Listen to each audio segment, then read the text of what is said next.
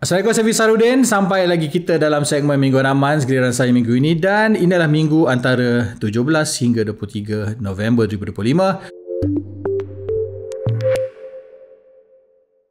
Dan berita yang saya rasakan paling hangat dibualkan di media sosial dan tengok pada komen yang anda tinggalkan, pastinya ialah Kerajaan Johor sekarang akan mendunda pembinaan pusat data AI atau pusat data sehingga 18 bulan, iaitu sehingga pertengahan 2027 kerana kekurangan air. Jadi kalau kita tengok kat Johor ni, walaupun dikatakan bekalan air mencukupi, memang betul ada yang mencukupi, tetapi orang kata keseimbangan atau the balance of water tu tak ada.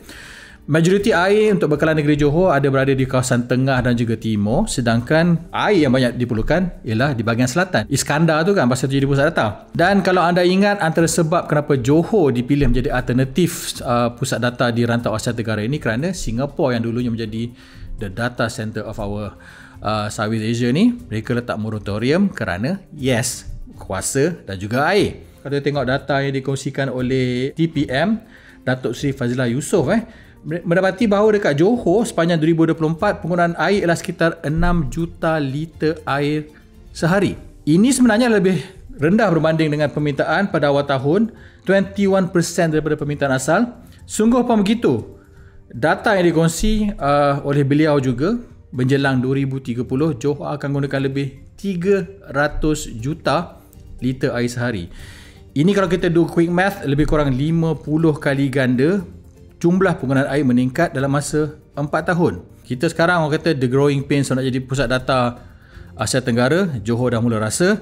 Kalau anda ingat pada berita yang kami laporkan pada bulan Julai yang lalu, antaranya ialah kami katakan Johor dah luluskan 42 pusat data pada bulan Julai. Jadi daripada 42 ni, 2 dah siap. Jadi ada 40 lagi incoming. Johor berhadapan dengan 2 isu. Satu ialah tadi air yang kekurangan. Dan kedua ialah apa akan jadi dengan pelabur. Pasal seperti anda tahu, 18 bulan is forever dalam dunia AI. Pasal 18 bulan ada banyak chip baru. Jadi apa akan jadi dengan chip-chip dia pesan, nak letak kat mana? Jadi Johor berhadapan dengan dilema yang technically sepatutnya diorang boleh avoid. Jadi kita cakap pasal pusat data AI, saya rasakan ada satu lagi berita yang mungkin lebih menarik. Kalau orang kata apa asyik AI je all the time, AI is boring. Okey, kita pergi pada benda yang saya rasakan 100% anda kalau rasa boleh relate, iaitu akhirnya kalau anda gunakan Android ataupun gunakan iPhone, sekarang dah boleh share antara dua sistem operasi ni. Jadi kalau anda gunakan Android, anda boleh hantar barang secara airdrop pergi ke iPhone, dan kalau anda gunakan iPhone, anda boleh hantar gunakan airdrop. Cuma ada sikit caveat di sini ialah Google kata for the time being hanya menyokong pada peranti Pixel 10. Jadi Pixel 10, Pixel 10 Pro, Pixel 10 Pro XL, Pixel 10 Pro Full saja setakat ini jadi 4. Tapi pada waktu yang sama dah ada kedengaran ura-ura the moment after berita dilaporkan, Google mungkin akan memperkenalkan ciri ini kepada semua peranti pada Android 17. Jadi Android 17 mungkin next year around bulan 3, bulan 4 kita akan tengok whether this is true or not. Dan antara syarikat yang terawal mengatakan yes, kita akan sokong benda ini ialah Nothing.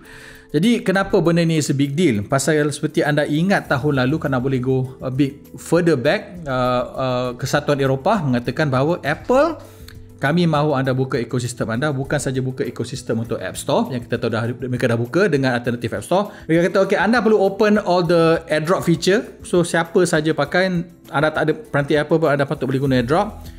Dan second ni ialah ciri untuk pair. Kalau anda pernah guna peranti Apple, anda tahu sistem nak pair AirPods, sistem nak pair aksesori, dan Apple kata kita orang tak nak buat pasal it's technically meletakkan risiko pada kita orang punya user. Jadi ada back and forth kat situ. Lo and behold, Google kata tak apa, kita enable je on our side, jadi sekarang dah boleh. So far Apple tak ada lagi sebarang reaksi mengenai this one-sided nature of suddenly Google kata kita nak sokong benda ni. Kalau ada sistem yang nature by default dah ada, sangat bagus pasal satu, security is better, dan second, tak perlu fikir lagi untuk mak turun a third party app. Jadi saya rasa sekali lah dua berita yang paling penting. Sekali lagi recap, iaitu dekat Johor pusat data delay for 18 bulan, dan kedua, akhirnya AirDrop dan QuickShare dah ada interoperability.